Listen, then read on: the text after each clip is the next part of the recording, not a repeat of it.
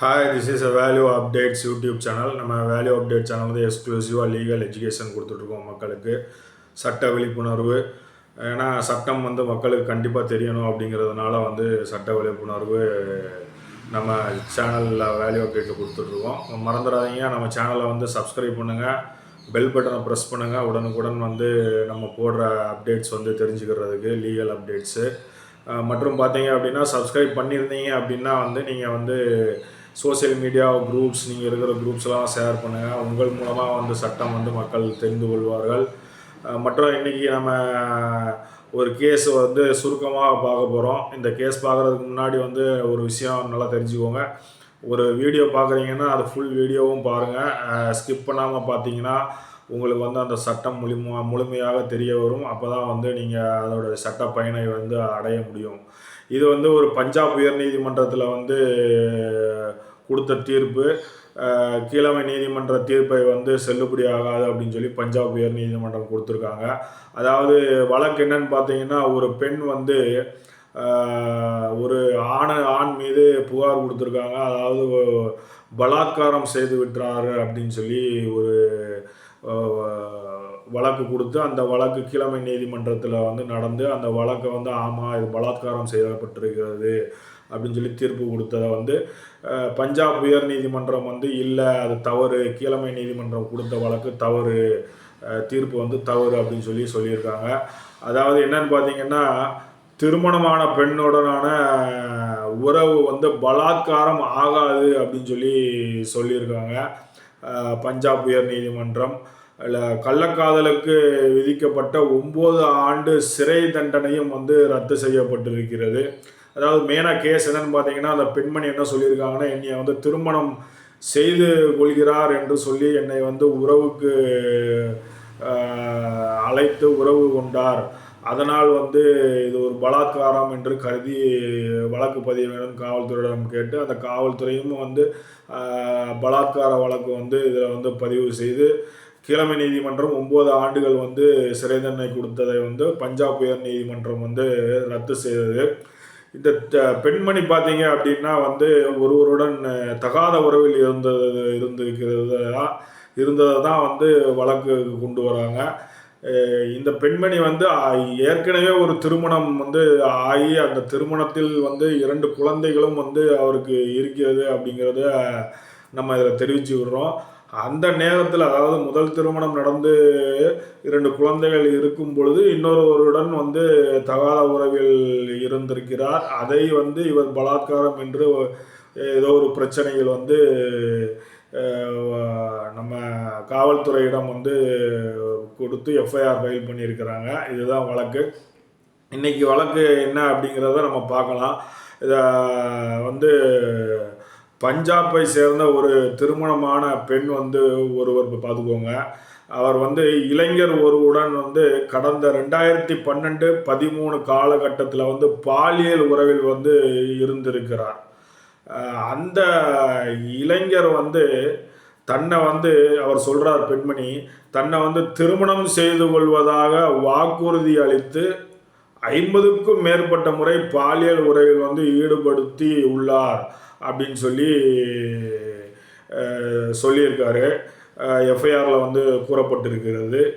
ஆனால் பார்த்திங்கன்னா, அந்த இளைஞர் வந்து அந்த பெண்ணை திருமணம் செய்யாமல் ஏமாற்றி வந்துள்ளார் அப்படின்னும், இவ்விவகாரம் வந்து குறித்து அந்த பெண் வந்து போலீஸில் புகார் அளித்தார் அப்படிங்கிறதும் வந்து நம்ம சொல்கிறோம். இது வந்து என்ன புகார் அளித்திருக்கிறாருங்கிறது மேலே நம்ம சொன்னோம், அதுதான் புகார். போலீஸாரும் அந்த இளைஞர் மீது வழக்கு பதிவு செய்தனர். அந்த வழக்கு பதிவு செய்து நீதிமன்றத்திலும் வழக்கு நடந்தது. இந்த வழக்கை விசாரித்த நீதிமன்றம் வந்து கடந்த 2016ஆம் ஆண்டு பார்த்திங்கன்னா, அந்த இளைஞருக்கு பார்த்திங்கன்னா 9 ஆண்டுகள் சிறை தண்டனை வந்து விதித்து தீர்ப்பளித்து பட்டது.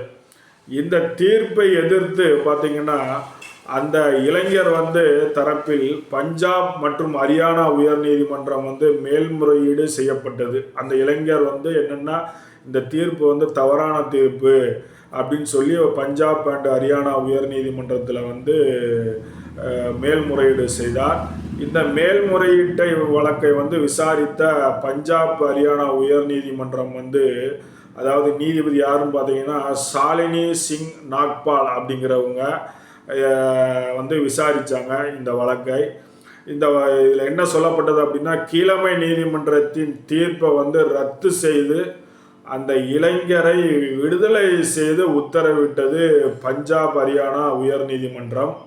நீதிபதி தனது தீர்ப்பில் என்ன சொன்னாங்க அப்படின்னா, புகார் அளித்த பெண் பார்த்தீங்கன்னா 2 குழந்தையின் தாய் அப்படிங்கிறதும், அவர் ஒரு பொறுப்பு மிக்கவராக அவர் குடும்பத்தை நடத்த வேண்டும் அப்படிங்கிறதையும் சொன்னாங்க. குற்றம் சாட்டப்பட்டவரை விட 10 வயது மூத்தவராக அந்த பெண் இருக்கிறார் அப்படிங்கிறதையும் இந்த தீர்ப்பில் குறிப்பிட்டிருக்கிறாங்க பஞ்சாப் அண்ட் ஹரியானா உயர் நீதிமன்ற தீர்ப்பில். அவர் அந்த பெண்மணி ஒன்றும் அறியாத அப்பாவி பெண் அல்ல அப்படின்னும், அவருக்கு எல்லாம் தெரிந்திருக்கும் அப்படின்னும், சட்டம் தெரியவில்லை அப்படின்னு யாரும் சொல்ல முடியாது அப்படின்னும் கூறப்பட்டிருக்கிறது தீர்ப்பில். திருமண பந்தத்தில் இருக்கும் போதே திருமண வாக்குறுதியை நம்பி பாலியல் உறவுக்கு சம்மதிப்பது ஒழுக்கக்கேடான மற்றும் திருமண பந்தத்தை அவமதிக்கும் செயலாகும் அப்படின்னும். அதாவது அந்த பெண் ஒரு திருமண பந்தத்தில் இருக்கிறார், ஒரு பொறுப்பானவராக இருக்க வேண்டும், 2 குழந்தைக்கு தாயாக இருக்கிறார், கணவன் இருக்கிறார்கள். அப்படி இருக்கும் பொழுது ஒரு தொடர்பில் மற்றொரு தொடர்பில் இருந்தது மிகவும் தவறான ஒரு விஷயம் அப்படின்னு சொல்லி மிகவும் கடுமையாக குற்றச்சாட்டை பஞ்சாப் உயர் நீதிமன்றம் சொல்லியிருக்காங்க அந்த பெண்மணி மீது. இதை சட்டப்படி பார்த்தீங்கன்னா பாலியல் பலாத்காரமாக கருத முடியாது அப்படின்னு சொல்கிறாங்க. ஏன்னா அவன் என்னென்னா கன்சன்ட் இல்லாமல் இருந்தால் தான் ரேப் அப்படிங்கிறது. இதில் கன்சன்ட் இருக்குது அப்படிங்கிறத எஸ்டாப்ளிஷ் பண்ணுறாங்க. அதுவும் பார்த்திங்கன்னா இந்த கள்ள உறவு அப்படிங்கிறது அவங்க அந்த பெண்மணிக்கு திருமணம் ஆகி 2 குழந்தைகள் இருக்கிறார்கள், நன்றான ஒரு மனநிலையில் இருக்கிறார்கள். அதுபோக 10 வயது மூத்தவர் அப்படிங்கிறதுனால பொறுப்பு மிக்கவராக இருக்க வேண்டும் அப்படிங்கிறாங்க. இதை சட்டப்படி பாலியல் பலாத்காரமாக கருத முடியாது அப்படின்னு சொல்லி பஞ்சாப் அண்ட் ஹரியானா உயர் நீதிமன்றம் சொல்லுது. இருவரின் சம்மதத்துடன் நடந்த பாலியல் உறவானது ஒரு கட்டத்தில் கசப்பான முடிவை ஏற்படுத்தி உள்ளது அப்படிங்கிறத பஞ்சாப் அண்ட் ஹரியானா உயர் நீதிமன்றம் அறிகிறது. இருவரின் சம்மதம் இருந்தால் ரேப்பில் வராது அப்படிங்கிறது தான் ஒரு தியரி. அதுதான் பல ஜட்ஜ்மெண்ட் சட்டங்கள் சொல்கிறது. அதனால் 2 பேரோட சம்மதமும் இருக்கிறதுனால ரேப்பாக எப்படி கன்சிடர் பண்ணி ரேப்பாக எப்படி அதை கருதப்படும், ரேப்பாக எப்படி எஃப்ஐஆரை பதிவு செய்ய முடியும் அப்படின்னு சொல்லி கேள்வியை எழுப்புகிறாங்க பஞ்சாப் உயர் நீதிமன்றம் இதில். இதற்காக பாலியல் பலாத்காரம் போன்ற கடுமையான சட்டப்பிரிவின் கீழ் வழக்கு பதிவு செய்திருக்க கூடாது அப்படின்னு சொல்லி பஞ்சாப் உயர் நீதிமன்றம் சொல்லுது. என்ற குறிப்பிட்ட நீதிபதி கீழமை நீதிமன்றத்தின் தீர்ப்பை ரத்து செய்து உத்தரவிடுகிறது பஞ்சாப் உயர் நீதிமன்றம். அதாவது பஞ்சாப் உயர் நீதிமன்றம் என்ன சொல்கிறாங்க அப்படின்னா, கடைசியில் கீழமை நீதிமன்றம் போட்ட உத்தரவு 9 ஆண்டுகால சிறை தண்டனை அந்த ஆணுக்கு போட்ட உத்தரவு ரத்து செய்து இது தவறான ஒரு தீர்ப்பு அப்படின்னு சொல்லி ரத்து செய்து விட்டார்கள். இது ஒரு முக்கியமான தீர்ப்பு. இந்த முக்கியமான தீர்ப்பை நம்ம இதில் பதிவு செய்கிறோம். இதை நம்மளுடைய சேனல் வேல்யூ அப்டேட் சேனலை சப்ஸ்கிரைப் பண்ணுங்கள், மறந்துடாதீங்க. பெல் பட்டனை ப்ரெஸ் பண்ணுவதற்கு மிக்க நன்றி. வணக்கம்.